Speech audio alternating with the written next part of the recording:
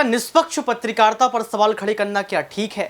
गुजरात दंगों पर जिस तरीके से एक डॉक्यूमेंट्री आती है उसके बाद लगातार बीबीसी चर्चाओं का विषय बन जाता है और आपने देखा कि बीबीसी के मुंबई और दिल्ली के दफ्तरों पर लगातार 55 और 60 घंटे रेड डाली जाती है, हाथ में कुछ नहीं लगता है। इसके बावजूद भी इसको बदले की राजनीति कहा जा रहा है। कहा यह भी जा रहा है कि बीबीसी की पत्रकारिता पर अब किसी को भी भरोसा नहीं करना चाहिए। नमस्कार, आपके साथ मैं हूं ऋतिक सविता। स्वागत है आपका एसपीएन 9 न्यूज के इस खास प्रोग्राम में और प्रोग्राम की शुरुआत करेंगे बीबीसी से। आपको बता दें कि लगातार अनुराग ठाकुर, इसके साथ साथ देखा जाए तो बीजेपी के तमाम नेता प्रधानमंत्री मोदी सहित ये बात कह रहे हैं कि जो बीबीसी है वो ठीक से पत्रकारिता नहीं करती है। वहीं कांग्रेस पार्टी के तमाम नेता ये कह रहे हैं कि एक समय ऐसा था जब देश के प्रधानमंत्री बीबीसी की जमकर तारीफ करते थे, जब शायद वो प्रधानमंत्री नहीं हुआ करते थे। लेकिन आज ऐसा क्या हो गया है कि लगातार देखा जा रहा है कि बीबीसी को घेरा जा रहा है। बीबीसी की खबरें जब आती है रिपोर्ट के तौर पर, उनको लोग नहीं पढ़ते हैं और उन पर सवाल खड़े कर देते हैं। इसी मुद्दे को लेकर हमारे साथ बात करने के लिए मौजूद है हमारे दो सहयोगी, एक तरफ मानसी और दूसरी तरफ अबरार। पहले मैं मानसी से सवाल लेना चाहूँगा यहाँ पर कि मैम, जिस तरीके से यहाँ पर देखा जा रहा है कि निष्पक्ष पत्रकारिता पर सवाल खड़े किए जा रहे हैं, तो पहला सवाल मेरा आपसे ये रहेगा कि आप पत्रकारिता पर सवाल खड़े करना ठीक है? देखिए, निष्पक्ष पत्रकारिता पर सवाल इसलिए खड़ा किया जा रहा है क्योंकि इस वक्त जो है केंद्र में भारतीय जनता पार्टी की सरकार है और बीबीसी की डॉक्यूमेंट्री जब रिलीज़ होती है तो वो साफ तौर पर ये दर्शाती है कि प्रधानमंत्री नरेंद्र मोदी से, जो उस समय के तत्कालीन मुख्यमंत्री थे, उनसे सीधे तौर पर सवाल किया जाता है कि गुजरात दंगों के लिए वो सीधे तौर पर जिम्मेदार हैं और उसकी जवाबदेही देने में वो सक्षम नहीं हो रहे हैं। इसी वजह से जो है वो पूरी सोशल मीडिया प्लेटफॉर्म्स पे बैन करने की कोशिश की है उन्होंने और इसीलिए ये बात कही भी जा रही है कि गुजरात दंगों में के लिए आपके पास जवाब नहीं है देने के लिए, इसीलिए आप ये जो है डॉक्यूमेंट्री जो है वो बैन करने की कोशिश कर रहे हैं। जेएनयू में कितना बवाल हुआ आपने देखा और किस तरीके से जितने भी स्टूडेंट्स हैं, लोगों का कहना है कि अगर उस डॉक्यूमेंट्री में कुछ गलत नहीं है, फिल्म ही तो है, देखने दीजिए। क्योंकि फिल्म में तरह तरह की चीज़ें हैं जो दर्शाई गई हैं। गुजरात दंगों को लेकर के उनसे सीधे तौर पर सवाल किया गया है। जो उस समय के विदेश मंत्री थे उन्होंने भी साफ तौर पर यह स्पष्टीकरण दिया है कि कहीं ना कहीं प्रधानमंत्री नरेंद्र मोदी जो है वो सीधे तौर पर जिम्मेदार है। अगर देखा जाए यहाँ पर तो कहीं ना कहीं बीबीसी डॉक्यूमेंट्री को भारत में बैन भी किया गया, हालांकि आउट ऑफ कंट्रीज में दिखाया गया। सवाल ये उठता है अबरार, यहाँ पर ये कहा जा रहा है कि बीबीसी डॉक्यूमेंट्री के तहत देश के प्रधानमंत्री की छवि को खराब करने का प्रयास किया गया है और ये सवाल उठता है कि जब गुजरात दंगे हुए थे उसमें कहीं ना कहीं मोदी जी का हाथ था। आप इसको कैसे देखते हैं कि छवि को खराब किया जा रहा है या सच में गुजरात दंगों के पीछे देश के प्रधानमंत्री का हाथ रहा है? देखिए, लगातार जिस तरीके से जो है भारतीय जनता पार्टी की केंद्र में सरकार आई है, उसके बाद कहीं ना कहीं कई संस्थानों पर कब्जे की जो एक कोशिश है वो लगातार जारी है और विपक्ष जो तमाम बातें कह रहा है इस वक्त जाहिर सी बात है वो सच है। जहाँ तक बीबीसी ने डॉक्यूमेंट्री बनाई तो उसमें कुछ ना कुछ सच्चाई, ये सारी बातें जनता या फिर आम लोगों को आज नहीं पता, मतलब 2002 की बात है तो जाहिर सी बात है कि तमाम चीज़ें लोग पहले से भी जानते हैं।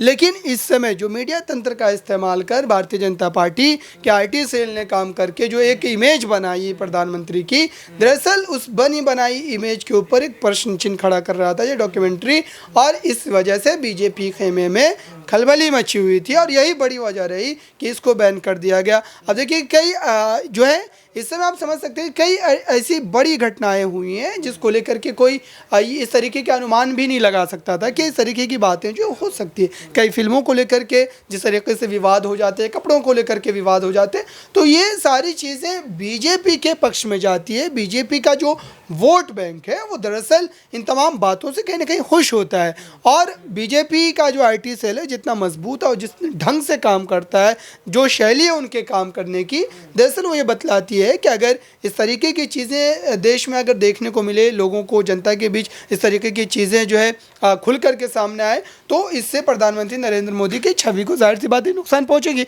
और वोट में जो है कहीं ना कहीं कटौती होगी। 2024 वोट की राजनीति 2024 नज़दीक होना, लेकिन तमाम एजेंसियां सक्रिय हो जाना, मनीष सिसोदिया को नहीं छोड़ा, यहाँ पर सत्येंद्र जैन को नहीं छोड़ा, लालू प्रसाद यादव को नहीं छोड़ा, उसके साथ साथ देखा जाए तो तमाम जो एजेंसियां हैं वो निष्पक्षता को भूल रही हैं, ऐसा सवाल जो है यहाँ पर विपक्ष खड़ा कर रहा है। तो पत्रकारिता पर आईटी की रेड डालना ये ठीक है क्या? और 55-60 घंटे आप जो है रेड डालते हो, उसके बावजूद भी आपके हाथ में कुछ नहीं मिलता है, तमाम कागजात को खंगोला जाता है, पेन ड्राइव्स आप चेक करते हैं, पत्रकारों से आप सवाल पूछते हैं कि पत्रकारों से आपको सवाल नहीं पूछना चाहिए था, क्या ये ठीक है? देखिए, एक समय था जब प्रधानमंत्री नरेंद्र मोदी का एक वीडियो वायरल हुआ था जब उन्होंने बीबीसी के ही पत्रकारिता पर ये बात कही थी कि बीबीसी की जितनी विश्वसनीय पत्रकारिता कोई और चैनल नहीं कर सकता है, आपको देखना चाहिए।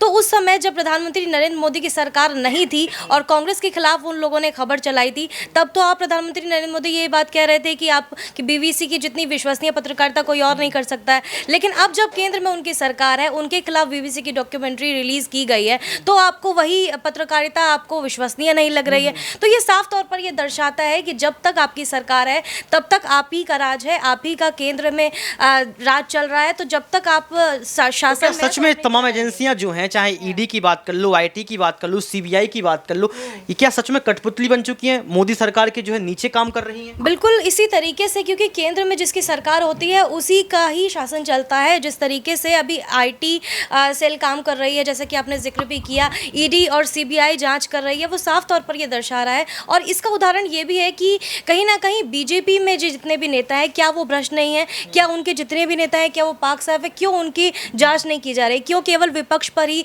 सारे निशाने साधे जा रहे हैं? क्यों उन्हीं के घर पर रेड मारी जा रही है? तो ये साफ तौर पर ये बात दर्शाता है कि एक तरीके से तानाशाही की राजनीति। अगर देखा जाए तो यहाँ पर बहुत अच्छी बात है कि बीजेपी पार्टी में क्या सारे नेता पाक साफ है, क्योंकि लगातार देखा जाए तो हेट स्पीच के मामले में तो अनुराग ठाकुर का नाम सामने आता है, लेकिन अनुराग ठाकुर भी कहीं ना कहीं बीबीसी की निष्पक्ष पत्रकारिता पर सवाल खड़े कर रहे हैं और ये कह रहे हैं कि अब तो बीबीसी खत्म है, हम क्यों भरोसा करें। लेकिन लगातार अवरार देखा जाए तो बीबीसी की हम खबरें पढ़ते आए हैं, बीबीसी को हम एजेंसी की तरह देखते हैं कि उसने जो खबर दी है उसमें जो है तथ्यात्मकता होती है, भावनात्मकता होती है और कहीं ना कहीं उसमें सच्चाई होती है। लेकिन आज 2023 में ये याद आता है बीजेपी पार्टी वालों को कि सच में इसमें निष्पक्षता नहीं है, इनकी खबरें खराब हैं, इनकी रिपोर्ट्स में जो है धांधलेबाजी, रिपोर्ट्स गंदी हैं। देखिए, बीबीसी ही एकमात्र ऐसी संस्था नहीं है जिस पर कार्रवाई हो। ऐसी बड़ी कई संस्थाएं, चाहे दैनिक भास्कर की बात कर लें, इसके अलावा और कई ऐसे नाम जुड़े। तो ये चीज़ें लगातार जो है बीजेपी कहीं ना कहीं कर रही है, ताकि जो एक खौफ का माहौल जो है लगातार पैदा किया जा रहा है, चाहे वो संस्थान में पैदा किया जाए, फिर लोगों में पैदा किया जाए। तो इस तरीके की परिस्थिति तो बन रही है, किसी से जो है ढका छिपा नहीं है। और अभी भी जो आप कह सकते हैं कि बीजेपी की कामयाबी की एक बड़ी वजह यह भी है कि जिस तरीके से उन्होंने प्रचार प्रसार का माध्यम को अपनी ताकत बनाया है और लगातार आप कह सकते हैं कि जो मीडिया तंत्र का इस्तेमाल जो है बहुत ही ज़्यादा प्रखरता से बीजेपी इस वक्त कर रही है। कई मीडिया संस्थान जो है पूरी तरीके से गुणगान करते हैं। तो ये सारे ऐसे जो है पक्ष हैं जिस पर और हमारे पास ऐसे बहुत सारे उदाहरण भी हैं। पुण्य प्रसून वाजपेयी हैं, अजीत अंजुम हैं, ऐसे बहुत सारे पत्रकार हैं, प्रज्ञा ठाकुर हैं, माफ़ कीजिएगा प्रज्ञा मिश्रा हैं।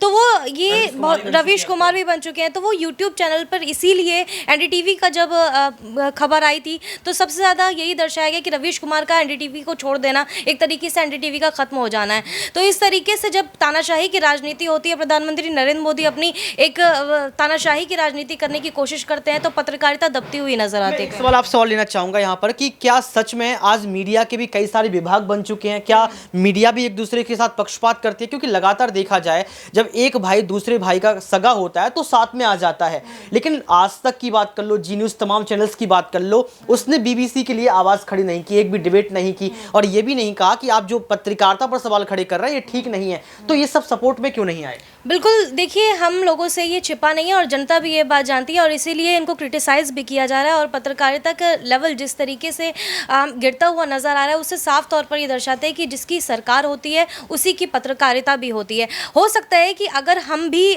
जो लोग जो सरकार के खिलाफ आवाज़ उठाते हैं या सरकार के खिलाफ कोई खबर चलाते हैं, तो हो सकता है कि हमारे चैनल पर भी रिस्ट्रिक्शंस आए, हमारे चैनल पर भी सवाल उठे। तो ये सारी चीज़ें बहुत आम बात है, हम लोग तैयार रहते हैं उसके लिए कि अगर ऐसी कोई चीज़ होती है तो हम उसके लिए तैयार हैं, क्योंकि पत्रकारिता का काम ही यही है, सच्चाई दिखाना। बिल्कुल हकीकत है। बहुत बहुत शुक्रिया मानसी मैम और अबरार। सबसे बड़ी बात है कि लोकतंत्र का चौथा स्तंभ मीडिया को कहा जाता है, पत्रकारिता को कहा जाता है।